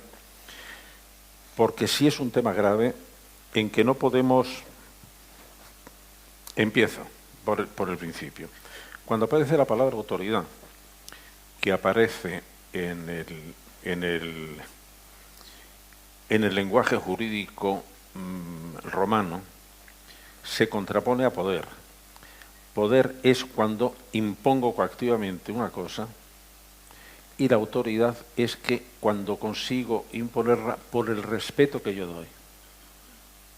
De manera que es como cuando decimos es una autoridad en medicina, no significa que va con un látigo por el hospital, sino que sabe mucha medicina. Nosotros llegó un momento que esa palabra se confundió porque, por ejemplo, a la policía la llamamos autoridad. No, la policía tiene poder, fundamentalmente. Entonces, el problema está cómo conseguimos que parte de la tarea docente se haga por el respeto que la figura del docente funciona, despierta. Y es que todo el sistema de autoridad se ha hundido en el mundo occidental. De manera que no es solo una cosa de la escuela. Es que han perdido autoridad los jueces, han perdido autoridad los padres, han perdido autoridad los sacerdotes, han perdido... Es decir, y de repente lo que nos encontramos es cómo podemos recuperar el respeto, que era respeto institucional, con lo cual era muy fácil. Si tenías el cargo de maestro o de juez o de gobernador civil, el cargo te daba autoridad. Ahora, como eso se ha perdido, resulta que la autoridad no la tenemos que ganar personalmente, uno a uno. Es decir, tenemos que entrar en una clase dispuesto a ver si conseguimos, dentro de nuestras capacidades docentes, tienes que estar incluido. Voy a ver si consigo que mantener una relación de respeto de los alumnos respecto de mí. Como la sociedad presiona en contra, puede resultar muy difícil. Es decir, todos conocemos personas que lo pueden hacer y lo saben hacer y tienen un talento especial pedagógico, pero no es una cosa que podamos elegir a todo el mundo. La solución que yo he dado cuando he tenido que ver esto y tuve que tratarlo, cuando el Ministerio me pidió que hiciera el libro blanco de la profesión docente, es que la autoridad dentro de un centro, aunque debe el profesor buscársela él personalmente, debe estar refrendada por el centro entero. Es decir, el centro entero es el agente educativo, digamos, de primera instancia, no el profesor. Porque hay muchos problemas que el profesor aislado no tiene capacidad para enfrentarse con ella. Por ejemplo, el acoso escolar. Pero si en un centro educativo el centro dice aquí no va a haber acoso escolar, te aseguro que en el plazo de 3 años puede conseguirlo. Si hacemos en este centro, al profesor se le va a respetar, te aseguro que podemos irnos poco a poco organizando la forma para que en ese centro la autoridad del profesor pero tenemos que verlo como un problema sistémico de toda la sociedad y llamar también, por ejemplo, que los padres tienen que refrendar la autoridad del docente. De manera que una cosa que le dice, mira, si tú tienes algún problema alguna crítica al profesor, al maestro de tu hijo, no se lo digas a tu hijo, vete al maestro y se lo dices a él. No decía en tu hijo, es que tienes una profesora que es una hija de... No. ¿Cómo que? Eso no se dice. Estás minando el futuro educativo de tus hijos. Es que me lo debo callar. No. Si piensas que ha hecho una cosa mal un profesor o una profesora, te vas al centro y se lo dices, no a tu hijo. De manera que todos tenemos que colaborar, pero tienes absolutamente toda la razón. La tarea del profesor no es ejercer poder, la tarea del profesor es ejercer autoridad. Y eso es muy complicado. Bien, creo que había alguien con micrófono ya. Ahora se lo acercan.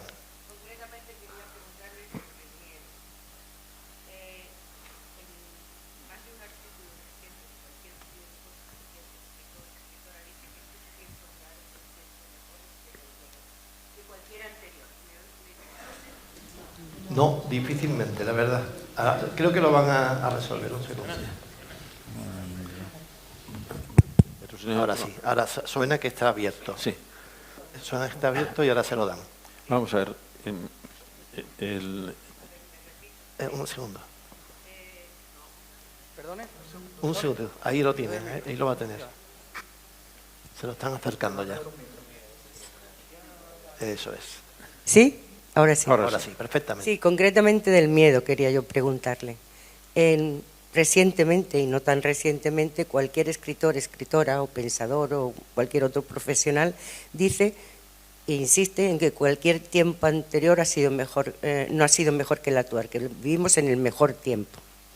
¿Por qué es consecuencia de la inseguridad que nos da el sistema el que el miedo se esté instalando en la sociedad hasta el punto que por miedo a perder los logros conseguidos y que tanto hemos tardado en conseguir se puedan perder? Vamos a ver, primero hay dos cosas. Yo, como te decía, he dedicado mucho tiempo a estudiar el miedo y a estudiar el miedo en todas sus faceta psicológica, su faceta social, su faceta histórica. Es decir, cuando decimos en este momento se tiene más miedo que nunca, no es verdad. El miedo ha sido en algunos momentos endémico, es decir, el miedo que hubo en los siglos XII y XIII a todo, al infierno, a la muerte, a los fantasmas, era terrorífico. La Grande Peur, el gran miedo en Francia, fue después de la Revolución Francesa. De manera que el miedo ha estado presente en toda la historia. ¿Cuál es la situación ahora? La situación ahora es que tenemos miedos difusos y más extendidos porque tenemos más información acerca de lo precaria que es nuestra situación en muchas cosas. Vamos, siempre ha sido más precaria que ahora. Pero nosotros en este momento confiábamos más en que estábamos seguros. Tenemos la seguridad social, por ejemplo. Entonces, cuando empieza a no funcionar bien lo que queríamos que nos había asegurado del todo, tenemos intranquilidad y tenemos miedo. Punto primero. Segundo, como el miedo es absolutamente, es un virus tremendo, a muchísima gente manipuladora le interesa producir miedo que se produce con muchísima facilidad. Maquiavelo, cuando decía para gobernar, el gobernante tiene dos herramientas, el miedo o el amor. Dice, es mejor el amor, pero es más fácil de conseguir el miedo. De manera que el suscitar a la gente miedo forma parte de cualquier sistema de manipulación. Y por eso tenemos que ver exactamente si lo que estamos viendo es un peligro real o estamos viendo una maniobra de manipulación social a gran escala. Yo creo que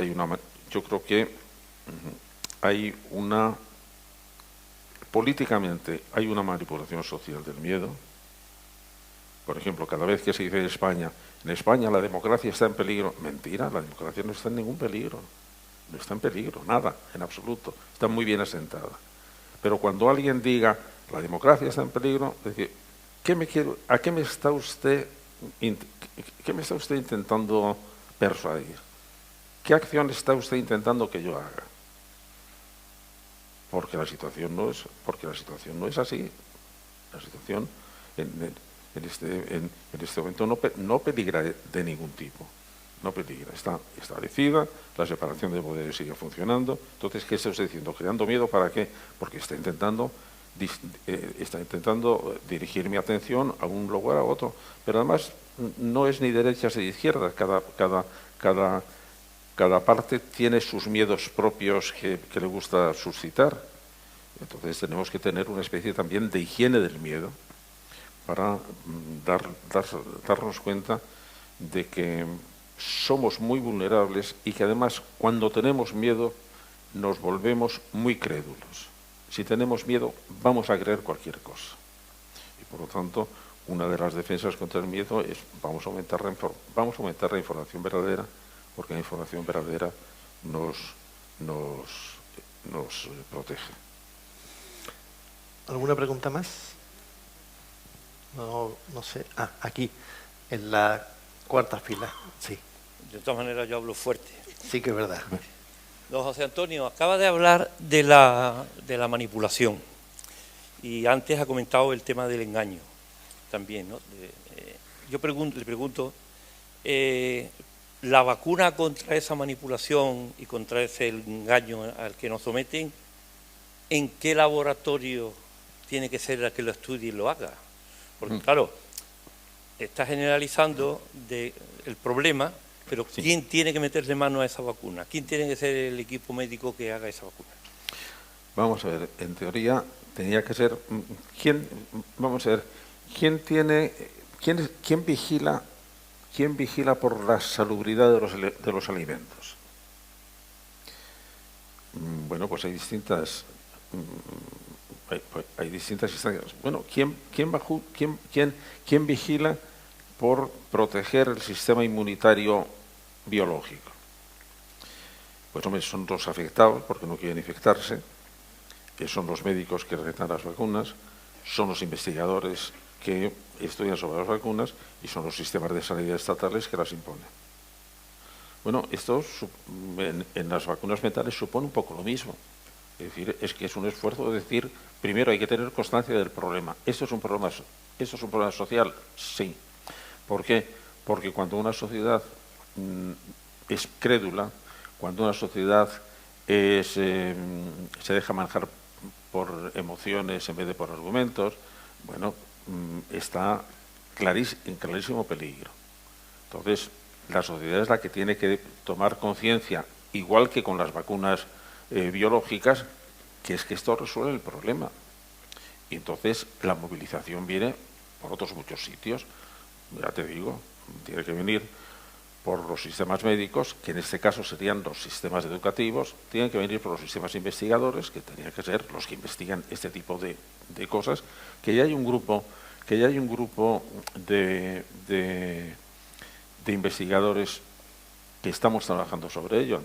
Antes cité a Martin Seligman, pero, por ejemplo, uno que es muy curioso porque he visto que en un colegio, lo he visto hoy en el Confidencial, no lo he leído, en un colegio estaban dando clases de inteligencia artificial para que los alumnos inventaran falsas noticias.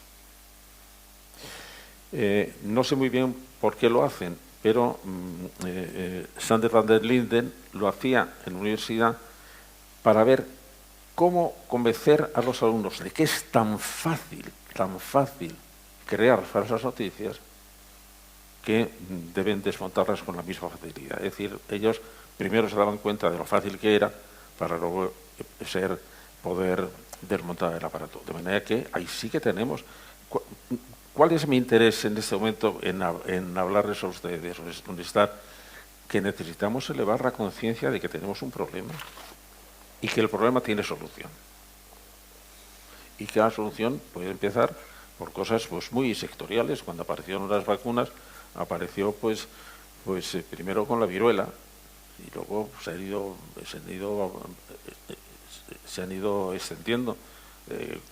Yo me he dedicado, quiero dedicarme un poco de tiempo a esas tres viruelas y al sistema general de protección. Es decir, el darse cuenta, por ejemplo, de que cuando una sociedad tiene su sistema inmunitario mental bajo, la van a tomar el pelo. Nosotros hemos tenido el sistema inmunitario, lo que hace es que detecta los agentes patógenos e intenta contrarrestarlos. Cuando baja, no detecto los agentes patógenos, sino que los acepto. ¿Por qué hemos aceptado nosotros la corrupción con tanta facilidad? Porque nuestro sistema inmunitario político estaba muy por los suelos. Decía, oye, mira, es que si consideramos que eso es lo normal, no vamos a detectar al patógeno cuando venga. De manera que, claro que tiene su dificultad, pero tenemos que copiar de sistemas que han funcionado y ahí yo creo que todos debemos, primero, darnos cuenta del problema y, segundo, tener la seguridad de que o lo resolvemos o va a ir a más. Allí arriba hay una, a la izquierda, sí.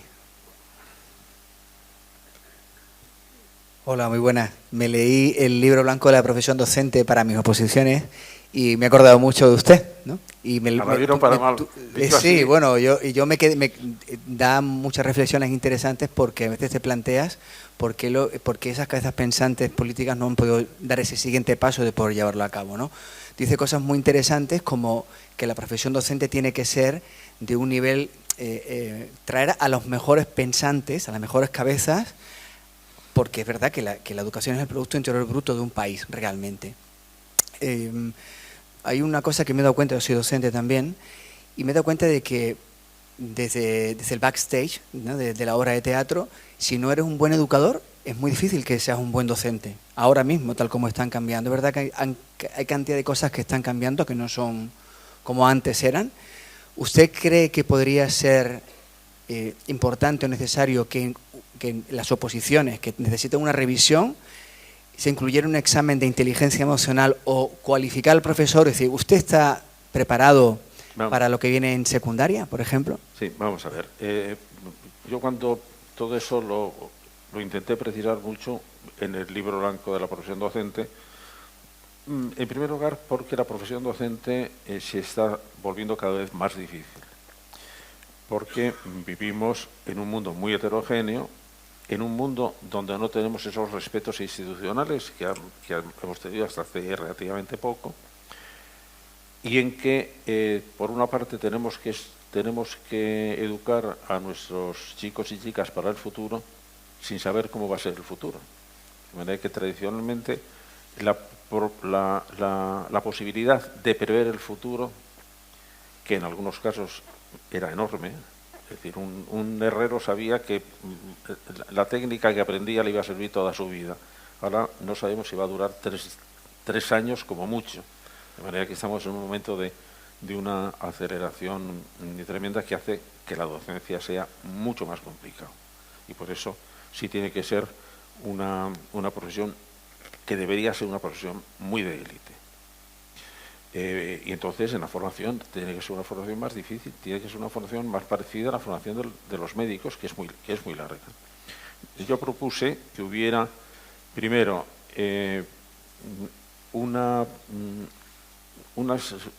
cada una de las especialidades, matemáticas, historia, ahora no se enseña nada que tenga que ver con la pedagogía de esas asignaturas.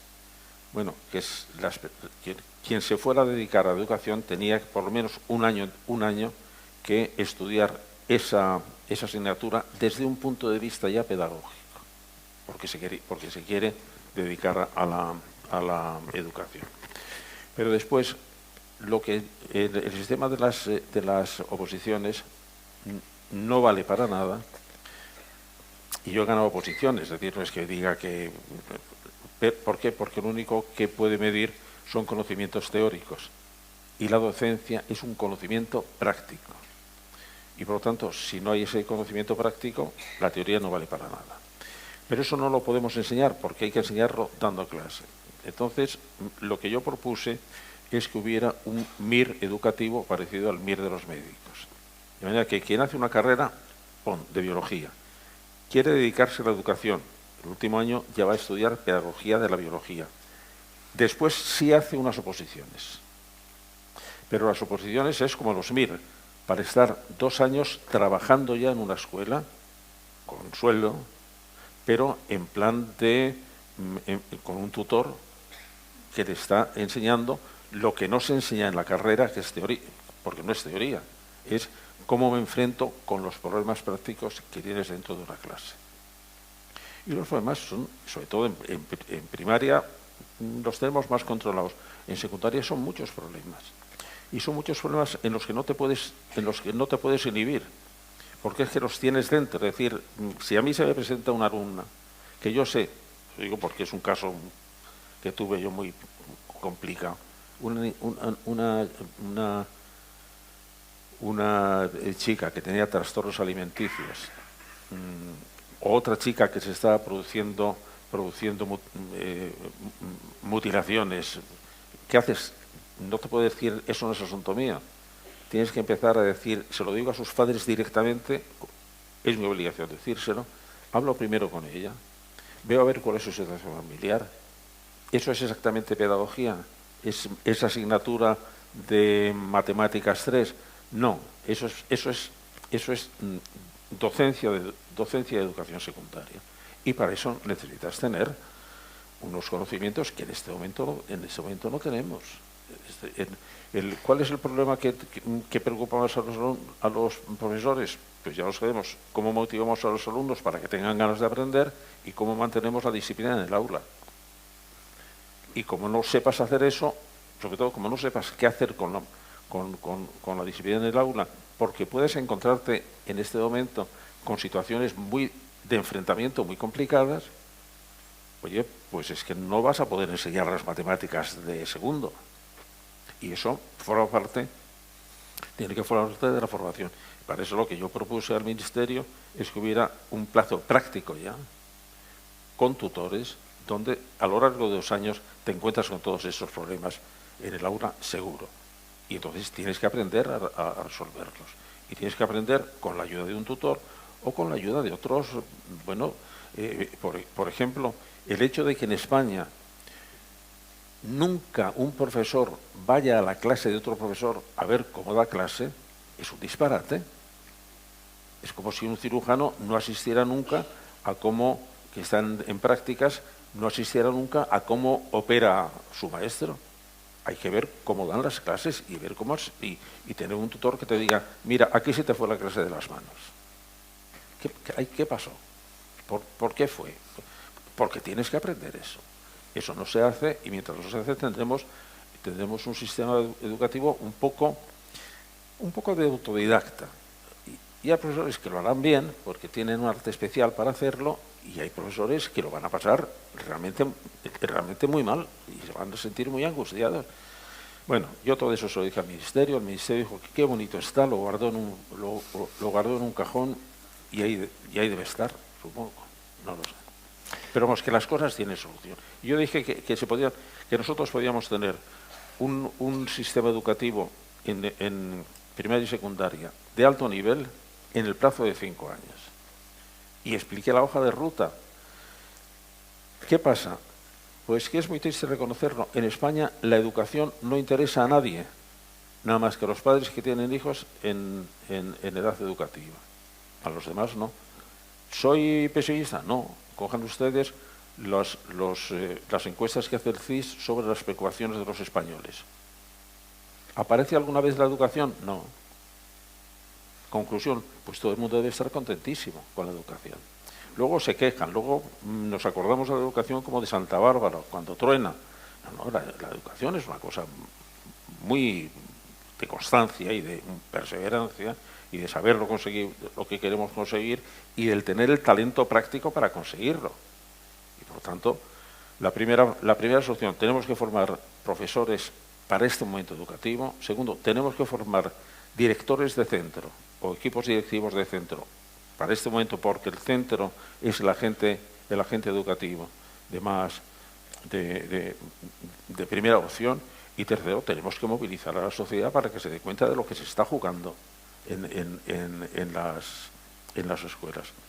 Porque me gustaría que se llevaran también a casa, aparte de lo de el enfrentamiento entre conflicto y problema, una ley a la que estamos todos sometidos. Cuando digo todo, es pequeños, jóvenes, mayores, ancianos, todos, que es la Ley Universal del Aprendizaje, que dice lo siguiente: toda persona, toda institución, toda sociedad, para sobrevivir necesita aprender al menos a la misma velocidad a la que cambia el entorno.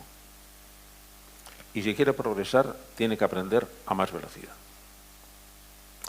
En un entorno que cambia mucho, o se aprende a la misma velocidad o queda uno marginado. ¿A quién de mi generación se nos preguntó si queríamos aprender a manejar un ordenador? A nadie. Lo que nos dijeron es: o aprendes o estás fuera. Porque esa es la ley del aprendizaje. Y en una sociedad tan sumamente rápida, va a haber que aprender todos a toda mecha. Como no fomentemos el amor por el aprendizaje, nos vamos a quedar muy desplazados. Vamos, yo tengo ahora 86 años. Yo tengo que aprender a ser anciano. Que es muy complicado. ¿Ah? Bueno, no, hay una pregunta pedida por ahí. Si no hay ninguna más, que no veo, cerrar. Una más ahí arriba después, aquí, y una más arriba, y ya cerraríamos, si os parece bien. Si no veo ninguna... Vale, perfecto. Las dos últimas. Buenas tardes. Antes que nada, gracias por invitarnos durante un rato largo a reflexionar, que por lo general, yo por lo menos, lo practico menos de lo que se debiera. Yo leí no hace mucho, 2 o 3 años, una frase en una entrevista que le hicieron, en concreto en el periódico El País, que me dejó muy marcado porque yo durante una etapa en mi vida he sido docente y me pareció una frase que sintetizaba una gran verdad, pero a la vez nos ponía frente a un tremendo problema, ¿no? La frase no sé si la voy a saber decir exactamente igual, pero bueno, es: los alumnos, los niños, entran en la escuela con ganas de aprender y salen de la escuela con ganas de aprobar. Sí. Me pareció tremendamente, digamos, brillante, porque creo que ese es uno de los grandes problemas que tiene la educación. Y hablando en términos generales, como usted ha dicho muy bien, los educadores no son solo los maestros y los profesores, somos los padres, son, en fin, las autoridades, los compañeros, en fin. Pero yo sí me parece que si supiéramos o consiguiéramos mejorar el sistema educativo para que el alumno saliera, es comprensible que salgan con ganas de aprobar, porque es lo que la sociedad les reclama en general. Es decir, sí, el buen expediente se tiene en cuenta para casi todo, para encontrar un trabajo, pero sin embargo es curioso que cuando ya uno ha encontrado el trabajo, vuelve a reflexionar y darse cuenta que lo importante era seguir queriendo aprender. Y yo creo que eso... Entonces, una reflexión sobre eso, porque... Sí, vamos, porque lo acabo de mencionar ahora al contestar, es decir, todos vamos a tener que aprender a lo largo de toda la vida, pero no podemos verlo eso como una carga. Tenemos que volver a descubrir que la experiencia de aprender es una de las experiencias más gloriosas, gloriosas de la humanidad. Claro. Y que entonces lo que hacemos en la escuela es, en vez de fomentar ese instinto normal de que queremos aprender, inquietud por aprender, metemos por dentro otra cuestión distinta, que es: tienes que pasar unos baremos. Bueno, que aprendan. Y en el momento que aprendan, ya verás tú cómo tienen esos baremos. Porque en el momento que consigamos, por la manera de excitar su curiosidad, por la manera de darse cuenta de que son capaces de aprender, de resolver pequeños problemas cada vez más difíciles, de sentir esa especie de de experiencia que nos mueve a todos, he sido capaz de hacerlo, ese niño ha pescado ya el anzuelo educativo y va a querer seguir sintiendo esa experiencia.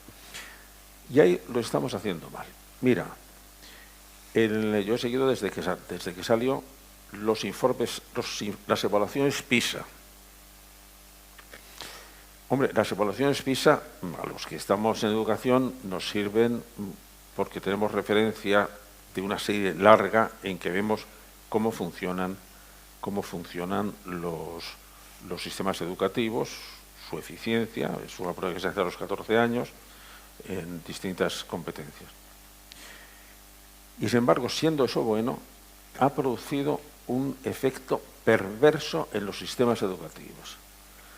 Porque al exponerse públicamente cuáles son los resultados de una nación, a los sistemas educativos lo que les interesa es salir bien en PISA. Es decir, ya no les interesa que aprendan los alumnos, lo que interesa es salir bien en PISA. Entonces, es como el año que se dedicaba a la selectividad, en el momento en que lo que te interesa es preparar para aprender la selectividad, ya has falseado el sistema de aprendizaje. Ya no estás pendiente, lo que estás pendiente es a ver si sacas buena nota. Entonces, eso es una perversión de todo el sistema, que lo que pasa es que además es grave porque elimina el deseo de aprender. Y el deseo de aprender vamos a tener todos que tenerle a todas horas. Para mí es una experiencia muy gratificante cuando doy clases en universidades de mayores. Porque ahí vuelvo a ver, estoy aquí porque estoy disfrutando aprendiendo. Y es fantástico, porque dice, pues claro, pero si de eso se trata, si es que el saber forma parte de las grandes emociones y no lo cuidamos suficientemente. Por eso yo siempre he recomendado a los alumnos, mirar a los profesores, mirar una pregunta que os van a hacer los alumnos, sobre todo ya en secundaria, es ¿y esto para qué sirve? Es una pregunta que no la vais a responder, hay que estudiar. No, dedicar 1, 2, 3, 7 días, los que sea, a explicar por qué es importante lo que vais a aprender. Oye, y si piensas que no es importante, no lo enseñes. No lo enseñes. Porque nosotros, los docentes, vuelvo a una anécdota de un profesor de maestros en Estados Unidos, que el primer día de clase les dice, miren ustedes, yo dedico este verano a enseñar a hablar a mi perro. Está ahí fuera, si quieren le paso para que les haga una demostración. Sí, que pase. Pasa el perro, se tumba, pasan 5 minutos, el perro no dice nada, pasan 10 minutos, sigue sin decir nada y ya se levanta un alumno. Señor profesor, su perro no habla. Una observación muy interesante, sobre todo muy interesante para su profesión. Tengan en cuenta que yo les he dicho que había enseñado a hablar a mi perro, no que mi perro hubiera aprendido. Bueno, nosotros lo que somos expertos no en enseñar, somos expertos en que aprendan. Y eso es muy complicado y tiene que ver con lo que me preocupabas tú. Lo que necesitamos es ver qué tipo de astucias tenemos para que aprendan. Y una de ellas es, vamos a convencerles de que lo que aprendan es estupendo, de que es interesante, de que es fantástico, de que es necesario, de que es divertido, de que es, qué sé yo, lo que sea. Pero para eso necesitamos librarnos un poco de la obsesión. Primero, de tener que cumplir el programa. Tenemos unos programas disparatados de largo, porque en el momento que tenemos que ir a uña de jaca, no podemos degustar lo que estamos enseñando. De manera que partir los programas por la mitad, pero esos trabajarlos madurando el programa, disfrutando del programa, paladeando el programa. Y entonces ya verás tú cómo empezamos a tener mejores resultados. Muchas gracias. Terminamos entonces con una pregunta más ahí arriba.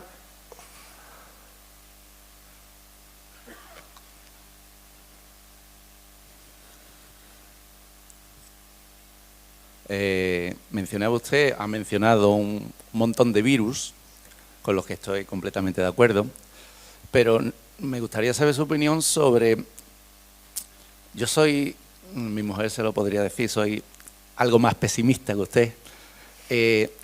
Una sociedad del bienestar en la que vivimos no es un caldo de cultivo que se lo ponga muy difícil al hallazgo de esas vacunas, porque una sociedad en la que todos nos encontramos tan seguros fomenta el individualismo, en mi opinión. Yo vengo de una familia de campo, entonces tengo una edad que me ha permitido conocer una evolución de un mundo a otro. Cuando yo era chico, pues, y me lo contaban, cuando había una matanza, iban los vecinos, se ayudaban, se llevaban su morcillita, cuando se rompía el muro del huerto, iban los vecinos, hacían entre todos el muro. Hoy en día, en esta sociedad en la que creemos que no necesitamos al vecino, entro en mi garaje, le doy al 5 y entro en mi casa sin ver a nadie y a mí nadie me molesta. Voy en el autobús y por favor que nadie me dé conversación porque voy atento a mi teléfono. ¿No piensa usted que eso se lo pone muy difícil como sociedad a la población? ¿No cree usted que fomenta la creación de esos virus perniciosos? Sí, bueno, eso está claro. Es decir, y en este momento yo creo que es una de las grandes guerras culturales que posiblemente vamos a presenciar en muy pocos años. La cultura occidental ha insistido mucho en el individualismo. De manera que, por ejemplo, toda nuestra teoría de los derechos humanos son derechos humanos individuales. Protegen al individuo y, por lo tanto, favorecen de alguna forma su aislamiento. Cuando en el año 1993 hubo una convención en Viena para tratar los derechos humanos, se hicieron dos bloques, un bloque occidental y un bloque donde estaban culturas africanas, toda la cultura islámica y toda la cultura oriental. Entonces ellos decían que no se sentían identificados con los derechos humanos en la versión occidental porque eran muy individualistas y que ellos creían que lo que había que fomentar era precisamente las comunidades. Y dice, sí, pero entonces ahí tenemos que ver un poco cuál ha sido la historia.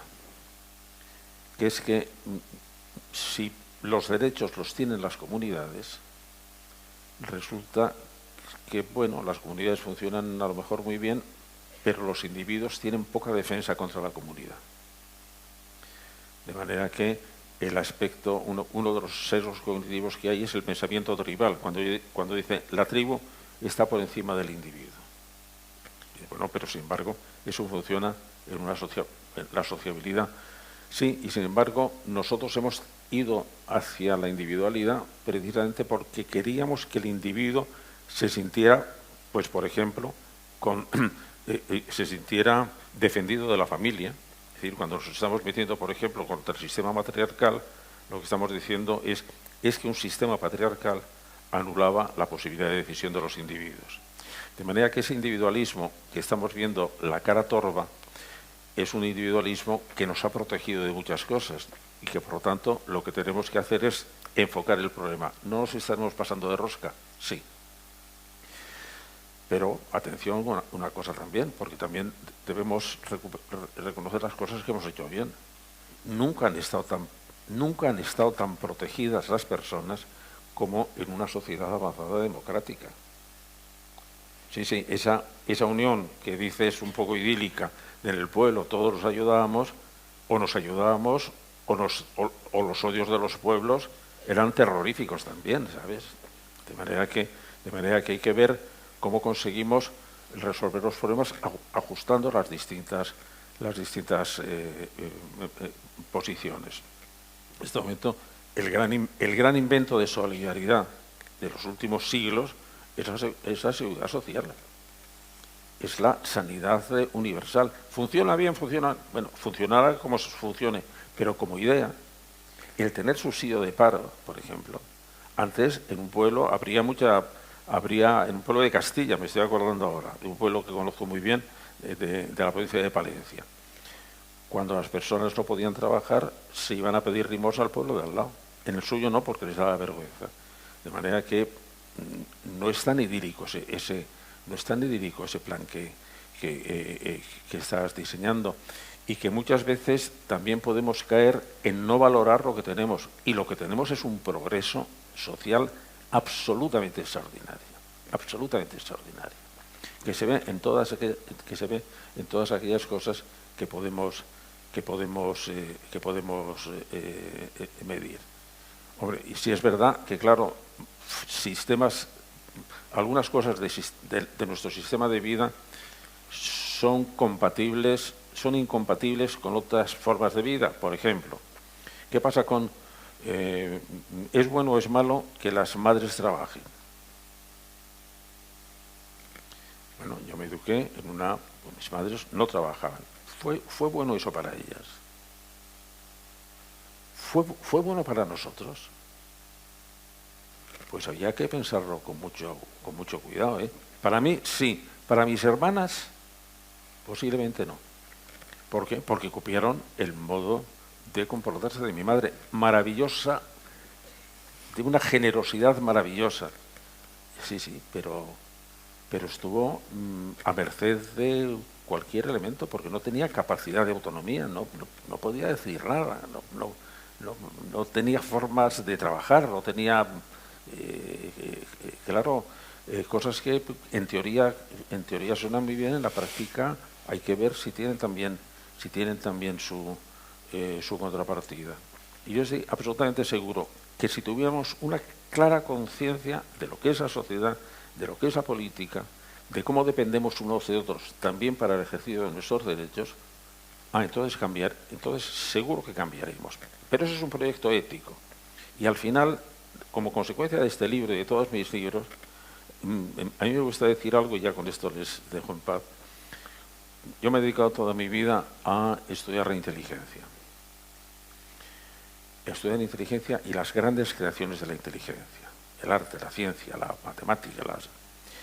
Cuando voy a congresos específicos de inteligencia, entonces suelo decir mi posición a mis colegas de la manera más escandalosa que puedo, para ver si les llama la atención.